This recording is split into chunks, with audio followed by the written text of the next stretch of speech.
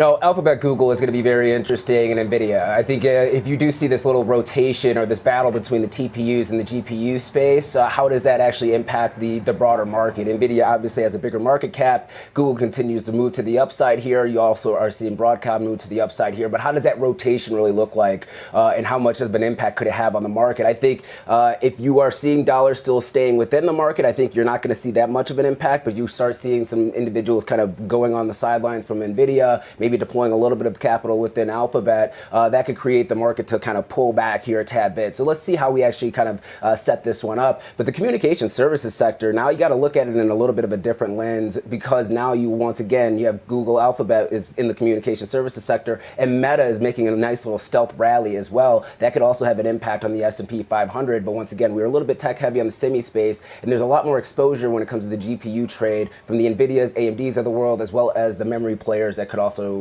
pull back a little bit and once again make it a little bit heavier for the S&P to kind of advance here. But it doesn't have to be a zero-sum game, right, in terms of Alphabet, Google versus NVIDIA.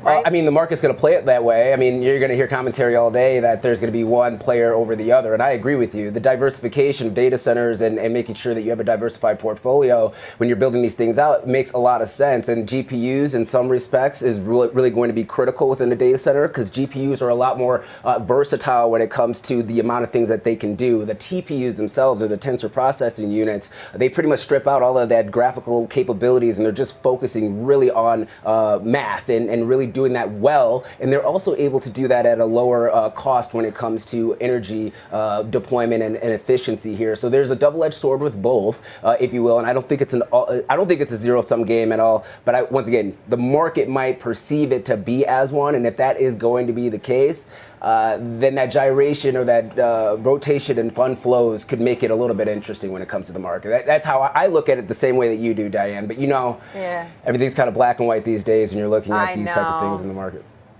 I know, because the thing is, I mean, and now it feels like you're on a boat and suddenly everyone's moving from one side of the boat to the other side of the boat. And before, within the mega cap tech names, it could be, a string of winners here, and you're looking for a string of winners. MoffettNathanson lifting its price target on Alphabet Google to 315 this morning from 305. I feel like they may need to lift it higher from there based on the momentum that we've been seeing in Alphabet Google. Any final thought on NVIDIA before we dive into the latest with Alibaba's quarterly results?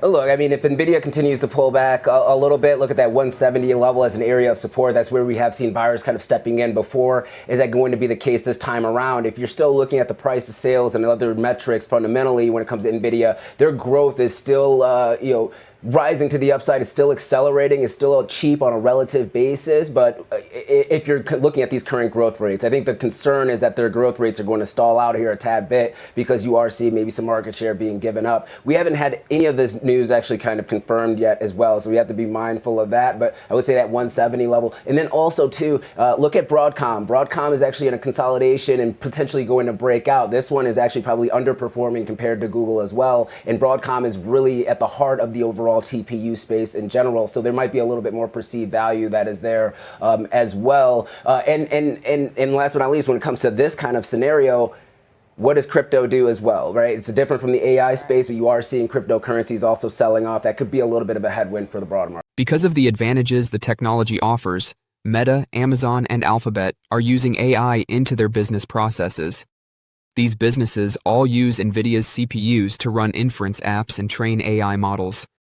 It is simple to understand why experts anticipate NVIDIA's stock performance and growth to continue to be exceptional. For tech companies, the most recent earnings season was fantastic, with many reaping the benefits of their investments in artificial intelligence, AI technology. Naturally, investors have questioned the possible returns on their investments, raising doubts about whether the enormous sums of money large tech companies are investing in AI are warranted. It should come as no surprise that despite their strong performance, large tech stocks have been under pressure this earnings season. Nonetheless, the most recent findings from semiconductor giant NVIDIA unequivocally show that IT firms are still investing in AI infrastructure. Let's examine the reasons for this and determine how to profit from the significant investments that big tech is making in artificial intelligence. AI may assist increase production and efficiency, decrease redundancy, and improve returns on investment, which is a major reason why governments and businesses invest in it. According to market research firm IDC, for instance, every dollar invested in AI services should yield $4.06 in value. Tech behemoths like Amazon, Alphabet, Meta Platforms, and others have cited measurable benefits from AI. For example, Meta Platforms reports increased user interaction on all of their social media channels. Users are encouraged to spend more time on these platforms by the AI recommended material on its websites, which increases its ad revenue. In a similar vein, Amazon's usage of AI-powered robots in warehouses not only increases productivity and decreases monotonous chores, but also improves worker safety. In the meantime, Alphabet recently noted that its cloud services, large language models, LLMs, and AI-powered search features all saw strong growth. Therefore, it is not unexpected that all of these businesses have committed to increasing their capital expenditures in order to develop further AI data center features and infrastructure.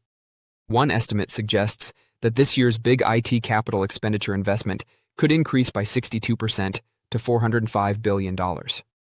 Since many businesses are looking to increase their investments in order to swiftly construct additional AI infrastructure, that amount is probably going to rise in 2026.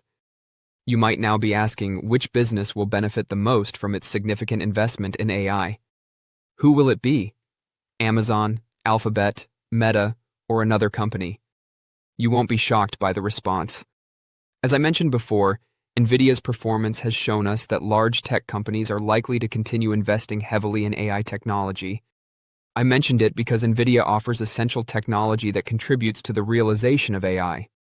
This is due to the fact that every major tech company included in this article depends on AI models to produce different features. While Alphabet's Gemini LLM is seeing high client demand, Amazon, for instance, is utilizing AI algorithms to power its warehouse robots. In the meantime, Meta is concentrating on creating the upcoming generation of AI models. These AI models and inference applications are powered by NVIDIA's processors. The company has a significant lead in the AI chip market, which accounts for its steady growth each quarter. In the third quarter of fiscal 2026, its revenue jumped 62% year-over-year to a record $57 billion, primarily due to a 66% increase in data center revenue to $51.2 billion. Furthermore, the business notes that it has sold out of its graphics processing units, GPUs, which are needed for AI model training and inferencing due to high demand.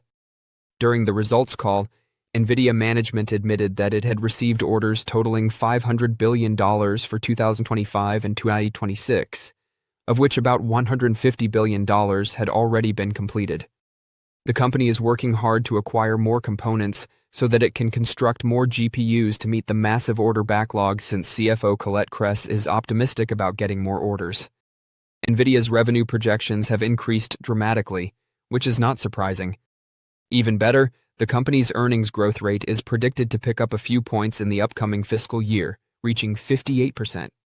In fiscal 2027, starting in January 2026, the bottom line is predicted to reach $7.42 per share. NVIDIA's stock price might reach $238 if it trades at 33 times earnings at that point, which is consistent with the earnings multiple of the tech-heavy NASDAQ 100 index.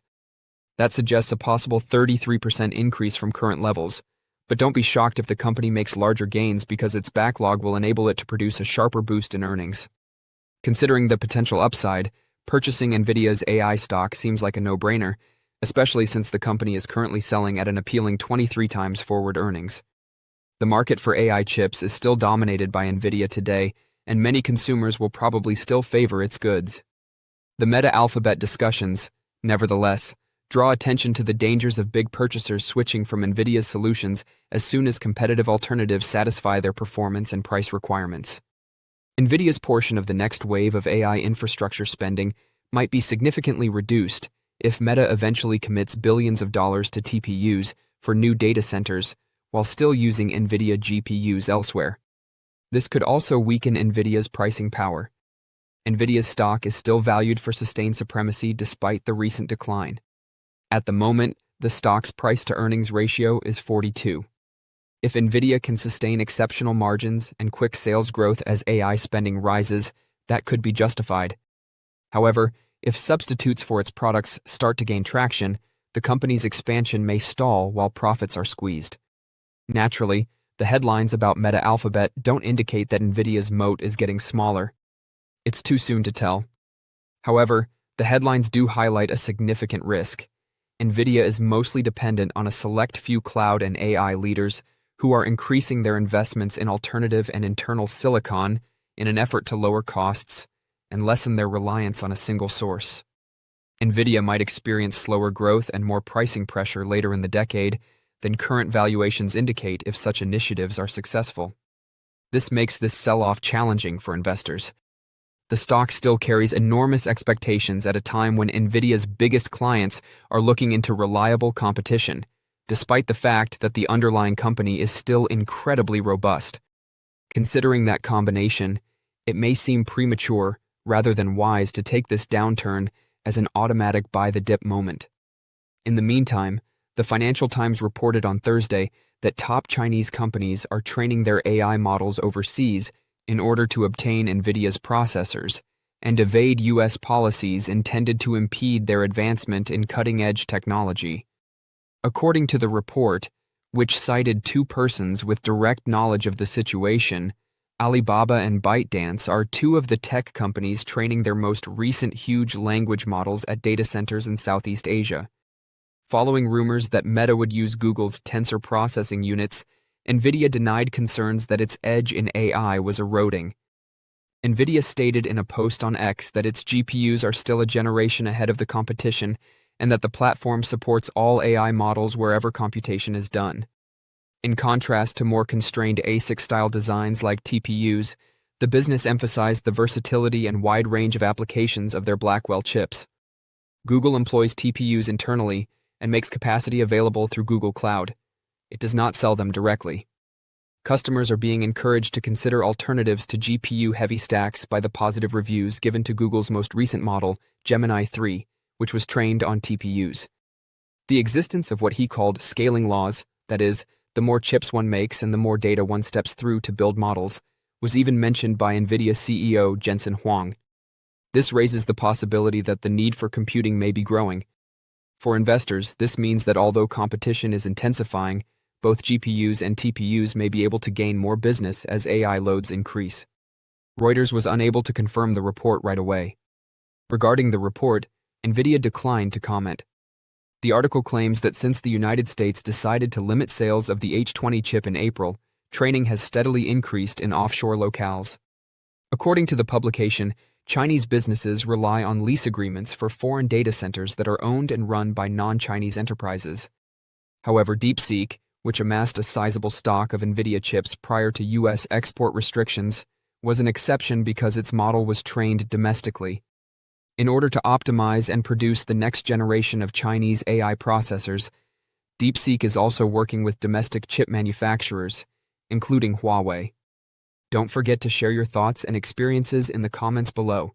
Your input helps create a more knowledgeable community where we can all learn and grow together in the world of investing. Stay up to date with the latest market trends, insights, and key updates by subscribing to Investing Tutorial. We're here to help you make smarter investment decisions and stay ahead of the curve.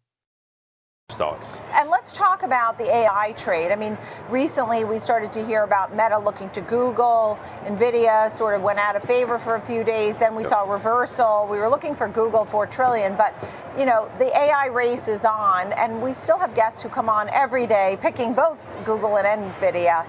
What are you hearing about those names and some of the other Mag 7 names? I think the guests picking both stocks are probably the smart ones, because even if Google does better, Nvidia does better, it doesn't matter. If AI pays off the way that the bulls think it's going to pay off, both of those companies are going to do extremely well, and I think so will the shareholders. So the big scare was from Meta switching potentially to Google chips instead of Nvidia.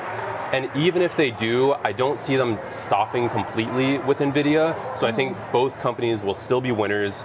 And the divergence we've seen in the stock prices, Google's gone up 20% in the last month, Nvidia's gone down about 8 to 10%. That's, I think, very much a near-term blip, because eventually those things will sort of collapse together again. Both will be running higher. We're not going to see this sustained K-shaped divergence for that much more. Black Friday starts today. We're hearing a lot about record travelers for Thanksgiving. The projections for shopping over the Christmas holiday are up 3% roughly. Some say 4%. Santa Claus rally, is that still a thing in your mind?